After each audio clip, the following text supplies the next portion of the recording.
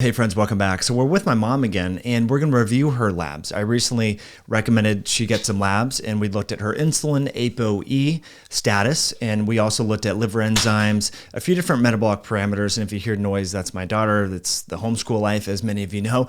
So we're going to we will dive through the labs today. Now, there's a few things that I want to focus in on. Number one, how often and how frequently you should do labs at what age, because not everyone needs labs all the time. My daughter, who is coloring behind us, she's 8 years old. Do we need to run her liver enzymes and insulin? Probably not. But as you get over the age of 35, and if you have a first-degree relative that maybe has cardiometabolic issues, fatigue issues, memory issues, heart disease, cancer, then you might want to start running labs more frequently. Now, as you get over the age of 45, 50, then it makes sense, like my mom, to run labs every single year.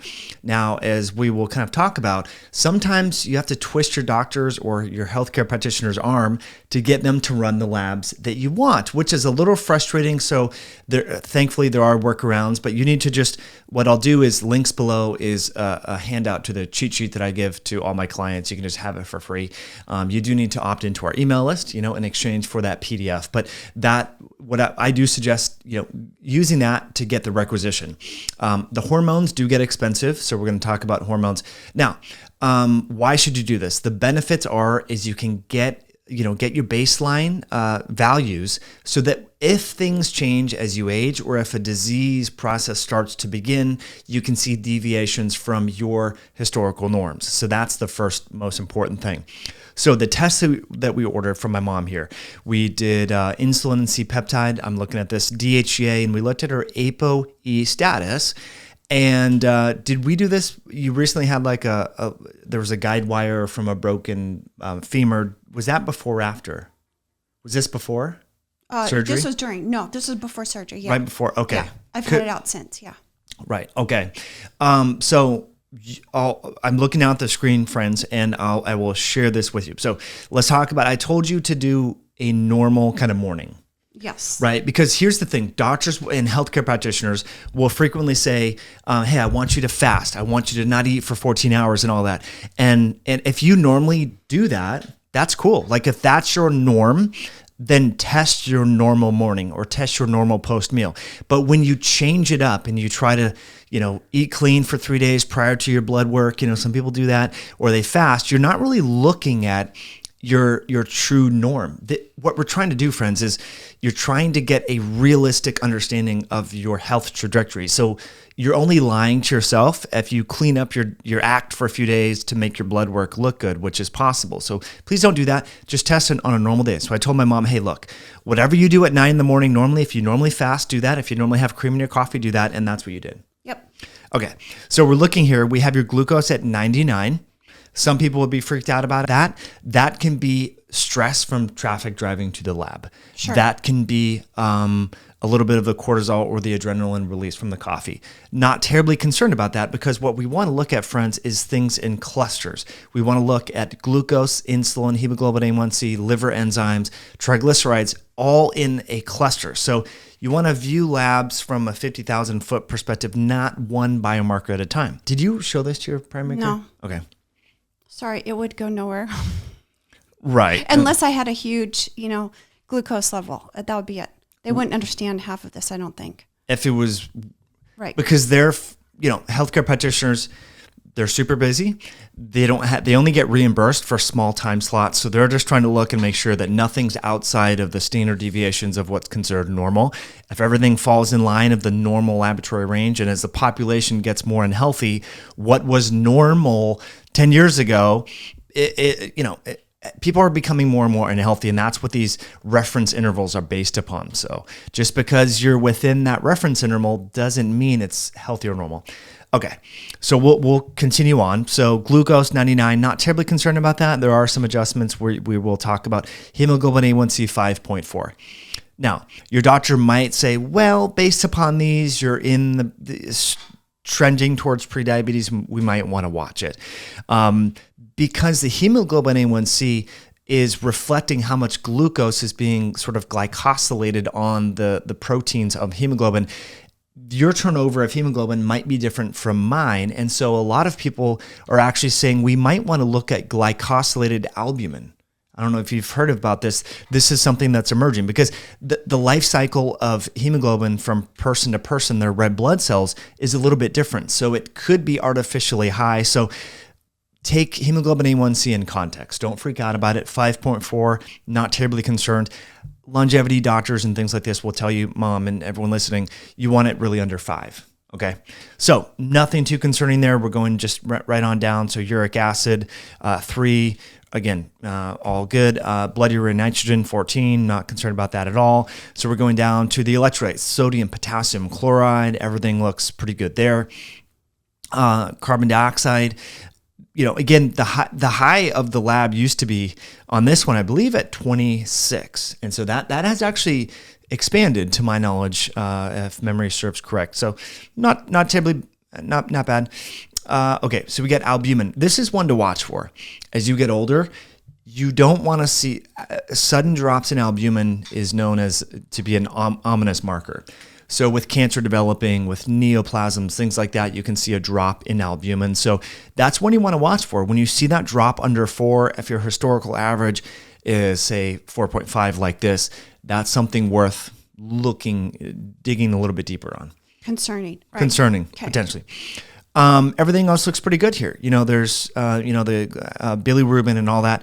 One thing that I do sort of like, well, bilirubin can be interesting when it's elevated to look at this Gilbert syndrome, and that can be an indicator of a sluggish glutathione transferase. And so this can mean poor detoxification. More on that a little bit later. Okay, so this is where it gets kind of fun. We have the lactate dehydrogenase LDH. Again, most labs don't run this, but I do recommend running this. It's a valuable test because this will give us a better insight, again, in context of the hemoglobin A1c, the glucose, the triglycerides, the liver enzymes, all of that. So this at 153, I think that's pretty good. Now you've been doing keto off and on. I'll link that first video that we did about a year ago. You've been doing fasting, you've been walking, keto. What else? You want to talk about some of the lifestyle things that you've been doing? Definitely taking sugar out of my diet, anything white, basically. White bread. Didn't really have it before, but I don't even eat bread anymore. If there's a cookie, sorry about that. It's a keto type cookie with tons of butter and fat. Almond flour, coconut flour, hazelnut flour instead of wheat, things like that. Definitely no ice cream. I only recently started putting real cream in my coffee, like literally a couple days ago. Mm-hmm. It's pretty good. But anyways, I've always had it black. So that's the major changes, really. Cool. Yeah. That's good. Yeah. So it looks good. I mean, we'll go down to the triglycerides and all that sort of stuff here. So LDH, what you might see, friends, as someone is transitioning to a low carb diet, or if they've been on a high carb diet and they're not exercising, LDH will start to increase. So that's something that we can talk about. We did a great podcast with Nasha Winters on that, and so if you want to learn more about that, check that out. Okay, so this is important. These 3 liver function tests. Doctors call these LFTs for liver function tests. So we have AST, ALT, and GGT. Now, when most doctors are trained about GGT, they're taught to look at this in the context of alcoholism. And they frequently won't want to run this if you're not an alcoholic. But these are really good functional tests to see what's going on hepatically or within the liver. Is there ectopic lipid deposition? And I'll just sort of define that. So what happens is as you get insulin resistant, your body will start converting carbohydrates into fats and so forth. So that's part of what insulin does in the context of insulin resistance and hyperinsulinemia. And so one of the tissues in the body is collateral damage of this hyperinsulinemia is the liver. Also, it goes into the muscle and the pancreas. So you get pancreatic fat, fatty pancreas, fatty heart. I mean, it starts to go everywhere, but it goes to the liver first. So this is a really good way to see, again, triangulate and track over time the liver enzymes, because they're going to start to rise first. And then you will, I think you would see triglycerides and then liver enzymes start to kind of go teeter-totter like that. So that's where we're going to go next. But you must look at GGT, ALT, and AST. Most times, when you've gotten your blood work from the conventional doctor, it just has AST. Yes. And AST is not only found in the liver, it's also found in the heart too. And for example, if you do a lot of strenuous exercise, AST can be increased afterwards.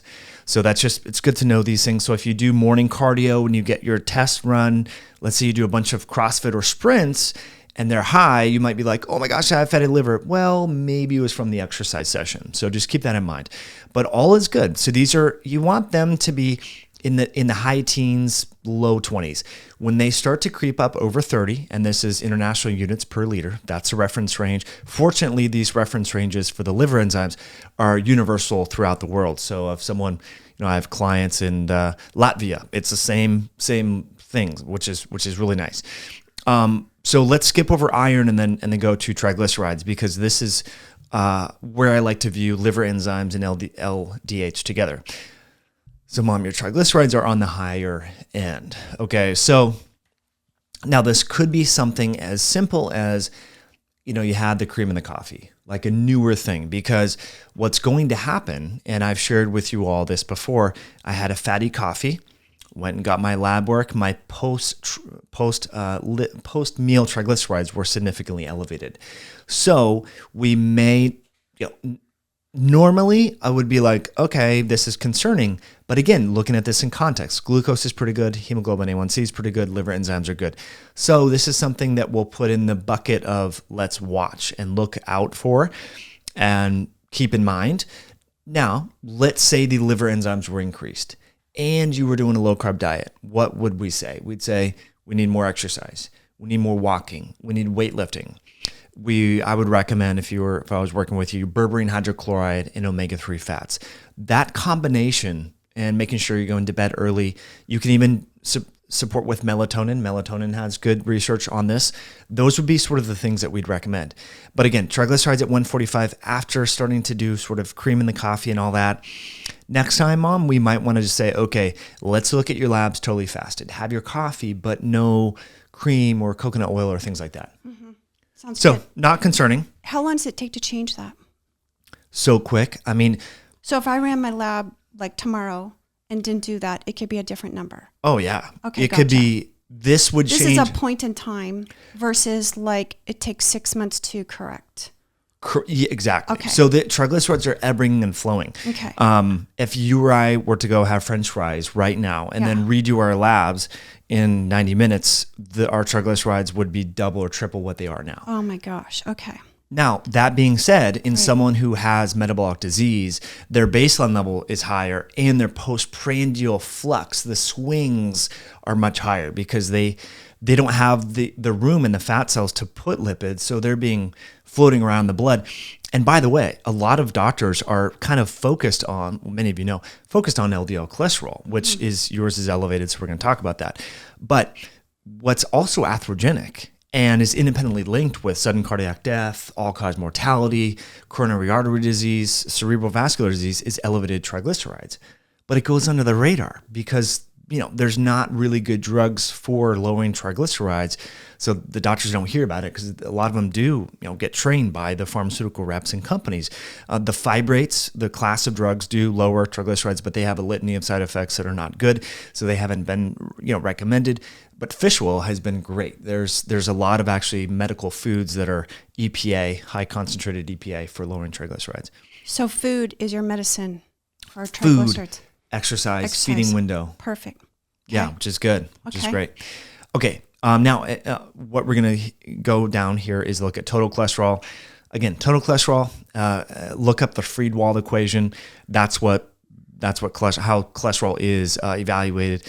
It's more of an estimate, so I'm not totally concerned about that. LDL cholesterol is 109, so not concerned about that. Cholesterol is, especially LDL cholesterol, if you actually look at the data, elevated LDL cholesterol is really more of a risk factor for middle-aged, high-risk men. So middle-aged men, maybe like my age, 30s to 50s, big belly, hypertensive, doesn't exercise, has that high LDL. That's when it is more of a risk factor. But in someone who is over the age of 60, especially a female, who's doing lifestyle change, not concerned about an LDL of 109 at all. Anyway, so keep that in mind. Now, some people might see this and they don't, because see how it says it's flagged for high? Yeah.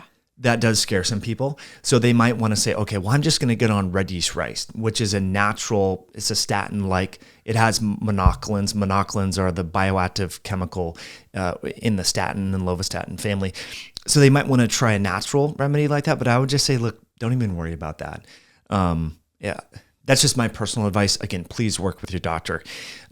So yeah, not concerned about that. More concerned potentially about the triglycerides. We're going to watch that. Now, the other thing that I see most commonly in men, and actually, your ferritin is on the lower side, Mom. It's not super low, like concerning.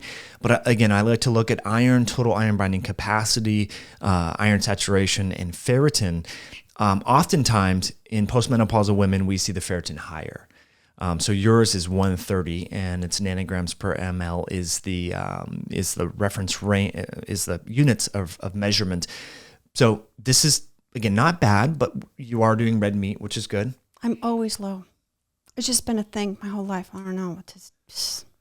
I don't metabolize, I guess, iron or something. I'm not sure. Well, there's another thing here we'll talk about with vitamin B12. Could be an indicator of B12 insufficiency. So when it comes to anemias, we have to think of like iron in the context of folate and B12 because there's different types of anemias and so forth. And so if you're feeling lightheaded, if you're feeling like exercise intolerant, things like that, fatigued, then supplementing with iron in addition to, good quality, grass-fed protein in the diet is good. I definitely want to do that because I was lightheaded.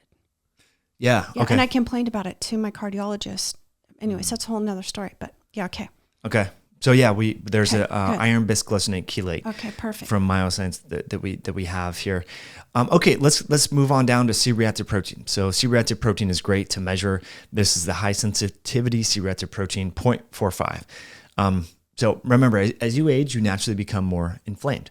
If you want to talk about the jargon, it's called inflammaging. So it's age-related increases in inflammation. So naturally, you just want to watch this as you age because this is inevitable future of aging. So at 0.45, I'm not totally concerned about that. Maybe when you're younger, your baseline was 0.2. Again, this is just a non-specific way to sort of get an idea about inflammation. Not concerning, something we want to watch for. Everything with the thyroid looks pretty good. Your TSH is on the lower side. Some people might be concerned about that. I'm not necessarily. You're not taking any thyroid medication or things like that. Okay. All right. Let's go on down to white blood cells, RBC. Everything looks pretty good there, friends. So that's of nothing of concern. But remember when I was talking about the iron, one thing you may want to consider is the MCV. So mean corpuscular volume. And then there's MCH, mean corpuscular hemoglobin. Now, an MCV, this is from a mentor. This is not a randomized placebo-controlled study that I can lean on, but you remember Harry and Dee, my first employers back in 2006. Yeah. They've been in this blood work analysis business for a long time. And we're part of a big study at Michigan State University in the 80s, actually, and in the 90s, where they reviewed just tons and tons of labs and reference ranges and had questionnaires and all these sort of things. But what they found is that an MCV over 89 is an indicator. It's not always 100%, but it's an indicator of potential increased B12 need. So you might want to supplement with a methylcobalamin, a B12. Okay. So before you leave today, we'll get you a B12. So now when you go over the counter, friends, and you buy B12, you want to avoid cyanocobalamin. So often we've talked about this before, but when you take supplements, what you're taking is a bioactive something, whether it's iron or fill in the blank with zinc. It usually has some sort of chelating agent or carrier with it. In B12, oftentimes the cheapest one that you can buy is cyanocobalamin from bulk material from China. If you think of cyano, you've heard about, it's basically cyanide with B12. So you don't really want that. Is it totally toxic because you're only getting microgram amounts? Not terrible, but it's not additive. Whereas methylcobalamin, more bioavailable, it's the form your body uses. So keep that in mind. Let's see. What else do we have here? Okay, going on down the list. Platelets. We have percentages of neutrophils and lymphocytes. So these can sort of pivot based upon if you had an infection. Not really concerned about that. Eosinophils can be elevated if you have an allergy of sorts. Everything looks pretty good there. And let's go on down to the ApoE risk factor.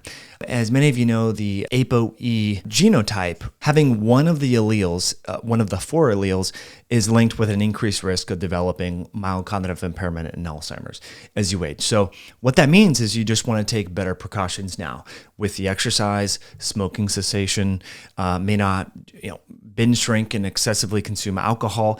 And there is data showing that potentially, now this data is sort of conflicting, that a low-fat diet might be better for these individuals. But that being said, there are individuals that there's been a lot of case reports in the various neurologic journals where they tracked an individual that had pre-Alzheimer's and he had a 4/4 genotype, and actually his symptoms improved on a ketogenic diet. So it's not a death sentence. A lot of people look at these genes and think, oh my gosh, I had this gene, I'm going to die. Or it's really, the environment that you bathe your genes in. A lot of people talk about how your genes load the gun, but your environment will pull the trigger, so to speak. So not totally concerned about that. It just means that you want to get out in front of it now, which you're already doing, which is good. Yeah. Okay, let's go on down the list to the DHEA sulfate and insulin. Okay. So this, again, we should have probably skipped insulin, or went to that when we were talking about liver enzymes, but here we are. So an insulin of 12, fasting insulin. So again, not terribly concerning, but what I encourage you to do is more exercise. So every single day, no matter what, especially after dinner, go for a good walk. Get out first thing in the morning, go for a walk. Now, I remember leading up to this, you had this guide wire in. It was very painful. Yeah, in my femur, and I wasn't able to exercise for weeks and maybe a couple months. It was super frustrating. So this makes sense. Because I'm a big walker, hiker. Yeah. Yeah, and that was a pretty big, it was like a 30 gauge wire, and it was like 8 or 12 inches long. I mean, It was really painful. So now that that's out, you're doing a lot more exercise. So Mom, we'll just watch this. Yeah. We might want to consider berberine hydrochloride. Sure. Just play around with that, whatever see what it does. Yeah. You're already doing the low carb diet, which is good, but we could, again, the insulin could be transient too. It could be, what did you have for dinner that night? And I said, keep it normal, so yeah, it could be a response to the dairy or cream in the coffee, things like that. So nothing, totally terrible, but this is definitely, as Dave Feldman and other people have talked about, there's really no physiologic need for an elevated fasting insulin. So keep that in mind. DHEA sulfate, I like to run this on both men and women because after menopause, DHEA is the only source of androgens and estrogens in women. So yours is high normal. Do you feel agitated, anxious, hair falling out? No hair. It's thicker. No. I was anxious, but that was over something else. I've worked on that with your breathing and changing some food habits. No. Okay. I think I'm like spot on that way anyways right now. Good. Yeah. So look, if your DHEA is high and you feel good, wouldn't really worry about that. Your DHEA is higher than most other women, but most women for your age and so forth, they're not taking DHEA anyway. So like I said, after this tends to, DHEA levels decline at around age 25.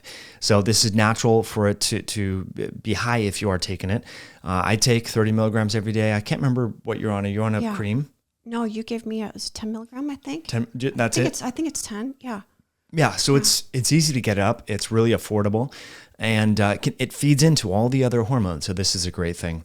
So again, can you just review why we need DHEA?